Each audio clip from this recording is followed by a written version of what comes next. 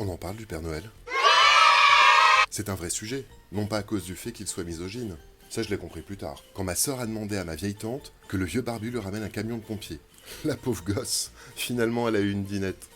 Pour autant, elle ne sait toujours pas cuisiner. Hein. Pendant des années, j'en ai rêvé toutes les nuits. Ah non, pas de cette histoire, non. Du Père Noël.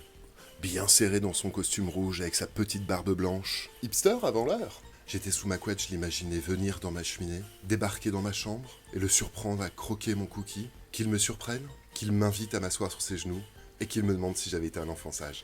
Un peu comme un ado sous sa couette dans la pénombre de son portable qui cherche le meilleur scénar depuis une heure. Je recherche vidéo de Daddy Barbu sur YouPorn. Au-delà du fait que ce soit le seul mec sur Terre à qui on ne reproche pas de s'intéresser aux gosses, c'est aussi le seul type que je connaisse qui continue de bosser au-delà de la retraite. Il cumule tous les vices. Et puis il nous prend clairement pour des cons. Je pose la question.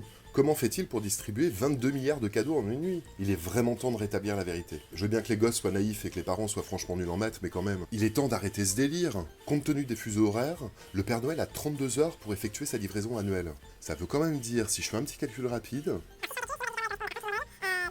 que le type il n'a qu'un millième de seconde pour pouvoir effectuer toutes ses livraisons. Non, c'est clairement chaud.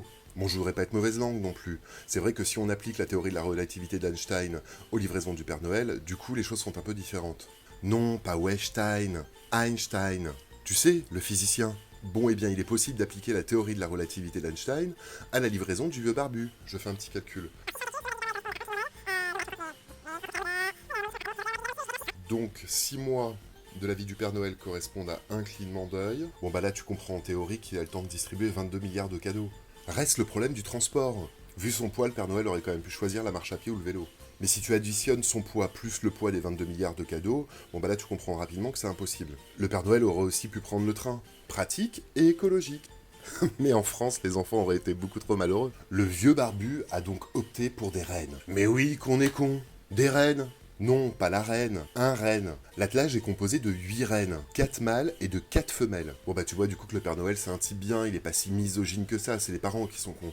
Un renne en moyenne peut porter 150 kilos.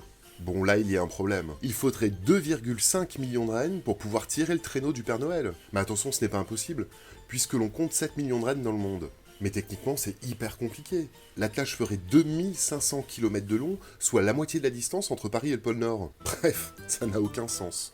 Mais joyeux Noël à toi quand même.